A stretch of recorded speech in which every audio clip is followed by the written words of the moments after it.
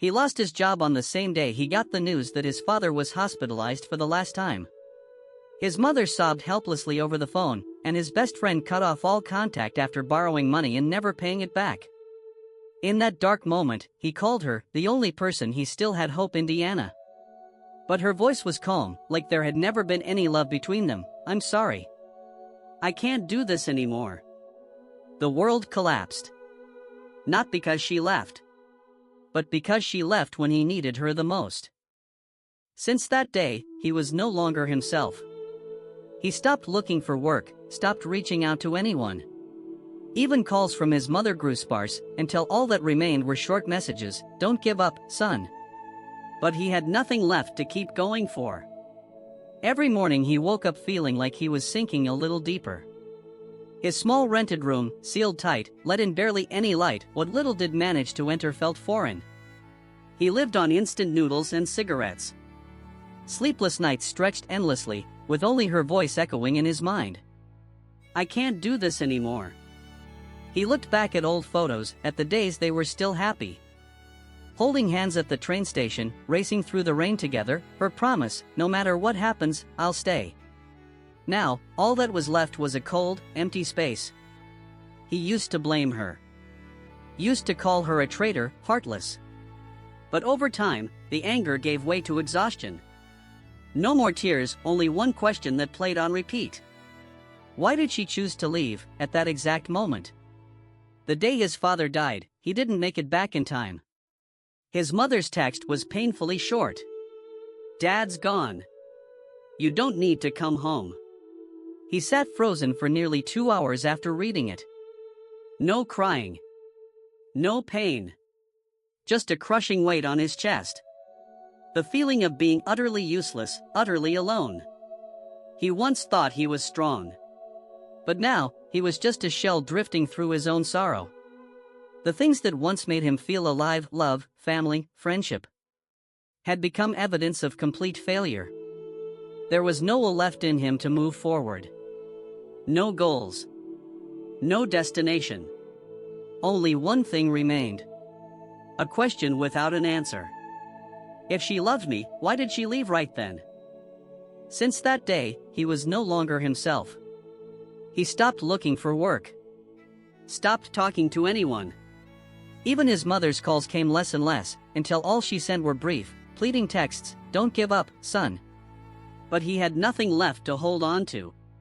Every morning, he woke feeling like he was sinking a little deeper. His tiny rented room was sealed off from the world, and even the sunlight felt unfamiliar. He lived on instant noodles and cigarettes. The sleepless nights stretched on endlessly, haunted by one sentence echoing in his mind. "I can't do this anymore." He looked through old photos, back when everything still felt whole. Holding hands on the train platform, running home together in the rain, her soft promise, "No matter what happens, I'll stay." Now all that remained was a cold, hollow silence. He used to blame her. Used to call her a traitor. Heartless. But as the days blurred by, the anger gave way to exhaustion. No more tears, only one question that refused to let go. Why did she leave, right then? The day his father passed, he didn't make it in time. His mother's message came in just a few cold words. "Dad's gone. You don't need to come back." He sat frozen for nearly 2 hours after reading it. No crying. No rage. Only the crushing weight on his chest. The feeling of being completely useless. Completely alone. He once believed he was strong. But now he was just a hollow shell, drifting in the wreckage of his own sorrow. The very things that once gave his life meaning, love, family, friendship, had become proof of his absolute failure. He had no will left to move forward. No goals. No destination. Only one thing remained. A question with no answer. If she loved me, why did she leave, right then? He lived like that, drifting in darkness, for weeks afterward.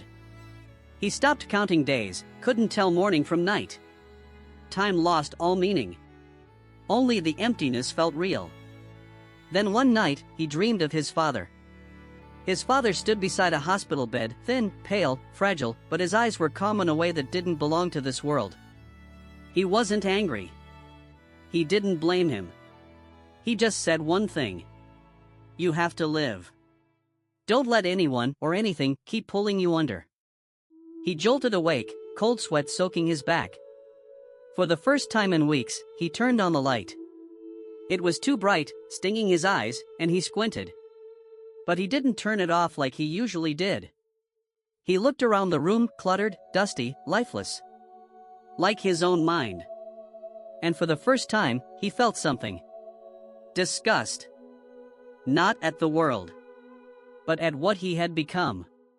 The next morning, he walked aimlessly through the city. He ended up at a small park, one he hadn't been to since the days they used to meet there. That's where he saw them. An older man scribbling notes on a pad, and beside him, a little girl with a disabled arm, drawing with her left hand. She smiled at him. A real smile, free of pity, free of pretense. He sat down. They talked about nothing in particular. The man turned out to be her father. His wife had died in an accident. His daughter was partially paralyzed. But the man simply said, I couldn't choose what happened to me. But I can choose how I live with it. And every day I get to see her smile, I feel like I've won. Those words hit him like a blow to the chest. He realized then, all this time, he'd only been running. Blaming others for leaving. But never once asking what he had left them with. She wasn't cruel. She was just exhausted. And finally, he understood. No one is obligated to save you. Except yourself. That day, when he came back from the park, he started cleaning his room. Just sweeping off the layers of dust, gathering the trash, folding the blanket neatly, small things, really, but for the first time in a while, they made him feel like he had control over something, however small. He cooked a simple meal after weeks of surviving on instant noodles.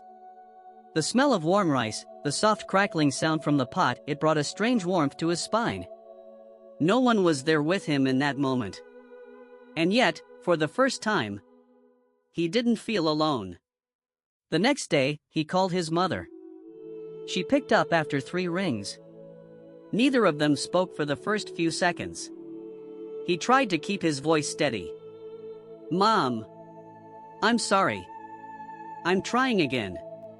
Please don't worry. She didn't respond with words. Just a quiet exhale of relief. And that alone was enough to make his tears fall. He started writing. Not to blame anyone, but to release everything he'd kept buried. The letter to her stretched across 3 pages. Filled with the things he'd never said. But he didn't send it. He didn't need to. Because it wasn't meant for her anymore. It was for the version of himself who didn't yet know how to let go. Who didn't yet understand that even love has its limits.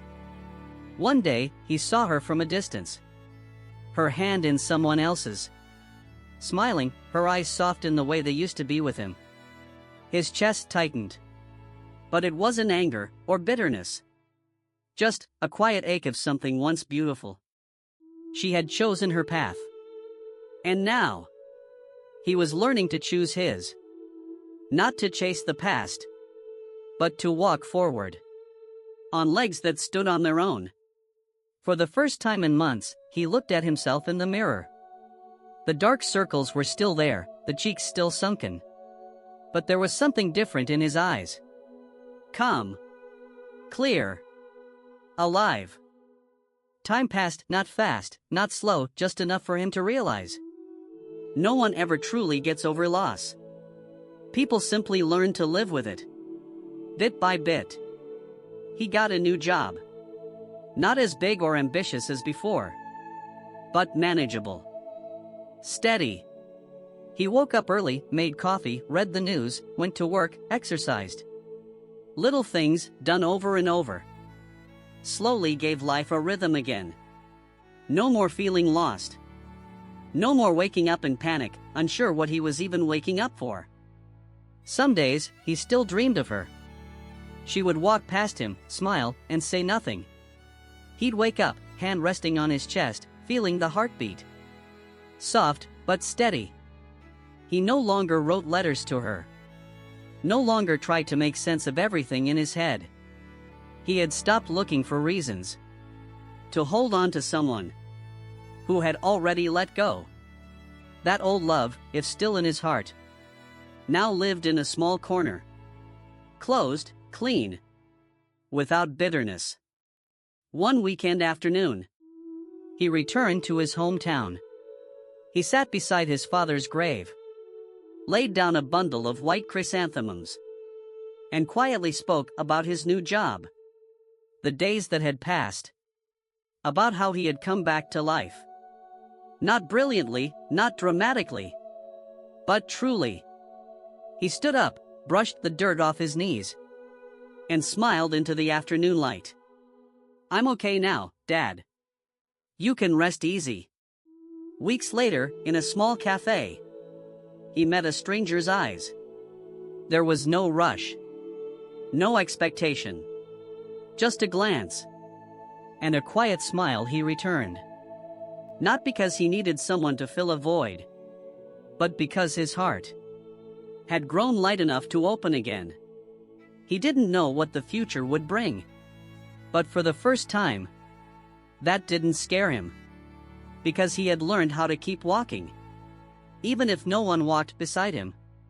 And more than anything, he had finally understood. She left him at the moment he needed someone the most. So he would be forced to need himself first. Sometimes, life doesn't take things from us out of cruelty, but to force us to face ourselves, raw and honest. She didn't leave to break him. She left so he could learn how to stand again, on his own. Now, he is no longer the man he used to be. Not stronger in the way that fights pain, but calm enough to live with it. He hasn't forgotten the past. He's just stopped letting it lead him. What's lost, he no longer clings to. What he has now, he holds with both hands, with a heart that no longer chases perfection. If you're in your darkest days, if someone walked away at the very moment you thought they'd stay, remember this: there are paths you must walk alone, so that someday, you won't fear losing your way. And sometimes, the only thing you truly need is to believe that you are enough to begin again. Just one step, then another, and you'll see you're still alive. In the most real, honest way.